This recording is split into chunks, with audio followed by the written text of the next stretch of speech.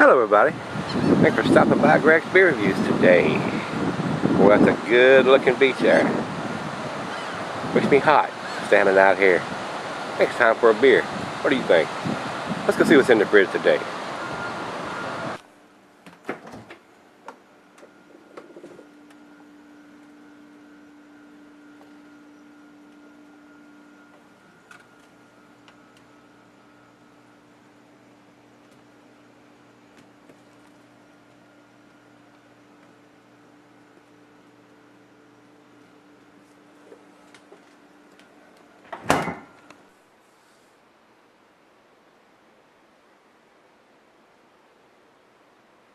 Hi everybody, thanks for stopping by Gregsbeerreviews today. Today's beer comes from Italy. This is BB Dexy, a product of Italy.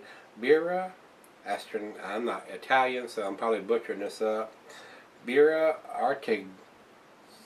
Gianale, Artigianale. Ale brewed with cano, grapes, and orange peels, 10%. And I've been saving this one for a while, guys. This is a big beer, 10%. And then it's got Prima Classificata Cattoria greater than 8% ABV. So, and down here it says 10%, and that's what it says here. That is a 10% English barley wine.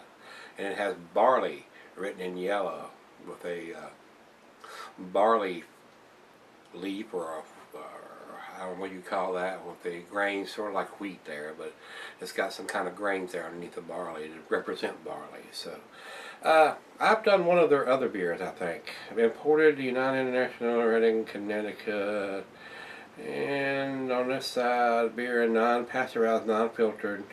Ingredients: water, barley malt, sapa of Capano grapes, hops, and yeast. Store upright in a dark location. Served between 57 and 60 degrees in a Chablis glass, which is a wine glass. Well, we're not going to switch over to the wine glass. On all these barley wines and stuff, the bigger beers, I use the Dubo glass.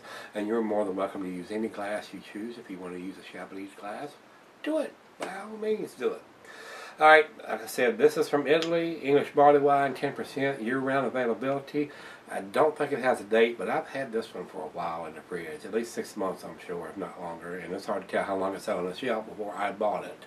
So when we come back to do the final chug, I'll look on the bottle again, but I don't think it's going to have a date on it, which is not super important, being a barley wine style ale and at 10%.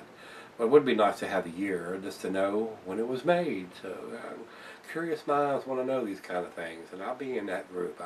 If it's not an IPA or anything like that, where we need a month, a day, and a year, or at least a month and a year, we want to kind of know what year it is anyway. If it's a big beer like this, so we know if we want to drink a beer that's a year old, 2 years, 5 years, 10 years old, how long to cellar it, and when it was put in the bottle. So that's just the bottom line, guys. It ain't gonna make the beer any better or any worse. It's just kind of information we like to know. It'd be like grabbing this at the 7-Eleven and pouring it in a glass to find out it's a 10% and you're too drunk to drive after you've had it somewhere. So I like to have the year if you're gonna do this kind of beers anyway. So it's my soapbox to stand on. So. Alright guys, I don't think there's anything else we need to discuss, so we're going to go on to the food pairing, the cheeses, the sharp blue, the cheddar, your more pungent cheeses, the Gorgonzola Limburger, and being a barley wine, I don't know if you consider this an aperitif or not, but this may be a kind of an after dinner beer. I don't use my personal, that's the way I am. A lot of people do this after dinner. After I've had a beer with my dinner, if I do have beer with my dinner, I usually don't drink much beer after dinner. It's usually nighttime after dinner. Of course, I have dinner late. A lot of people have dinner 5, 6 o'clock in the evenings, and I'm the kind of guy, I like to wind down a little bit and have a couple of beers before I have dinner. So that may be more information you want to know about me, but I usually don't have dinner until about 8:30, between 8:30 and 9:30 every night. And like I said, as tired as I am after doing what I do during the day, building cabinets and having a couple of nice craft beers after dinner, and I mean after work and then dinner, I'm about ready for the old sack. So that's the way this guy works, and that's how I roll. So with that being said, let's get on with this one. The glassware pint, becker, the nonic, the tumbler, the snifter, oversized wine glass, or as they say, the Chablis glass. If that's what you want to pour it in, do it. By all means, do it. Pour it in a glass of your preference. If it makes you happy, do it. It might not be the appropriate glass, but if that's all you have, and you like it in that glass, by all means, pour it in that glass. That's just the way I feel. I don't go by any guidelines except for Greg's guidelines. So, that being said, let's get on with this one again. I've said that a couple times already. I don't think there's anything else we need to discuss. The commercial description, it says a strong ale brewed with grapes from Sardinia. So let's release some of the grapes from Sardinia. I'm not much into the fruity beers, so hopefully this won't be too fruity or too grapey. Of course, I do like a good wine. I don't drink a lot of wines. I have brewed 5 or 6 in my day. But I give a lot of those away as presents and gifts, and what's left, the other half drinks. And like I said, she doesn't drink a lot of wine either. I've brewed 5 or 6 different wines about 4 or 5 years ago, and there are still quite a few downstairs cellaring on the rack, on the wine rack. So just there in case we want one, or if somebody comes by that likes wine and not beer, I'll grab one of those and pour it in for them. All right, over into the light. Get my fingers out of the way. Over into the light. I don't think there's going to be any. There it's not. I cannot see any light whatsoever around the glass anywhere. It's dark as night, pitch black, guys. And with that pour, we got about a finger ahead, which is dissipated to about a half a finger, and most of the bubbles are pretty big, so I don't think it's going to stick around a lot. And just waving the glass around, I am getting some grapes from here, so let's get a nose on it. Yes, it almost smells like a grape soda. There's some dark fruit in there, maybe some dark cherries. But basically grapes. Dark, sweet grapes, like Concord grapes. It says Sardinia. Being the old country boy that I am, I don't know what a Sardinia grape smells like. It smells like grapes. It smells very grapey, if that's a word. It looks pretty tasty. Let's give it a taste, guys. Cheers.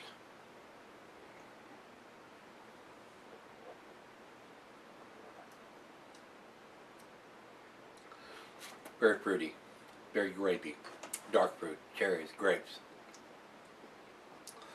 slight figs, raisins, plums, rich caramel, toffee, very sweet, very tasty for 10%, not getting the alcohol, very well made beer. And of course, as you see, the head is gone. It is leaving a slight lacing on the glass.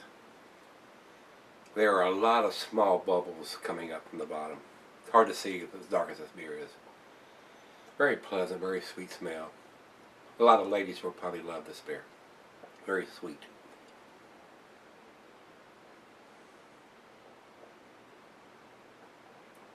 Wow, it's almost like grape juice. A 10% Welch's grape juice, if you will. Very nice. Very pleasant. Would probably go very well with dinner. Or even after dinner, like I said. This is not so boozy that you're going to really taste that burn or feel that burn down your throat. Very well made beer.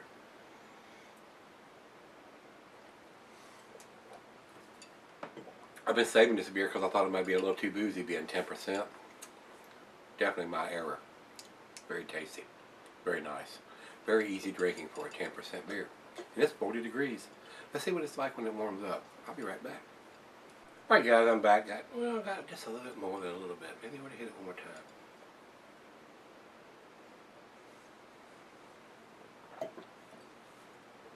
Almost like Welch's grape juice with alcohol in it. Wow. Very pleasant, very sweet. Very nice. Very well made beer.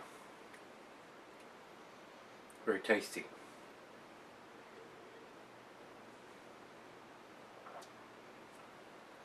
Definitely tell the grapes are in this beer. Very pleasant, guys. I'll chug.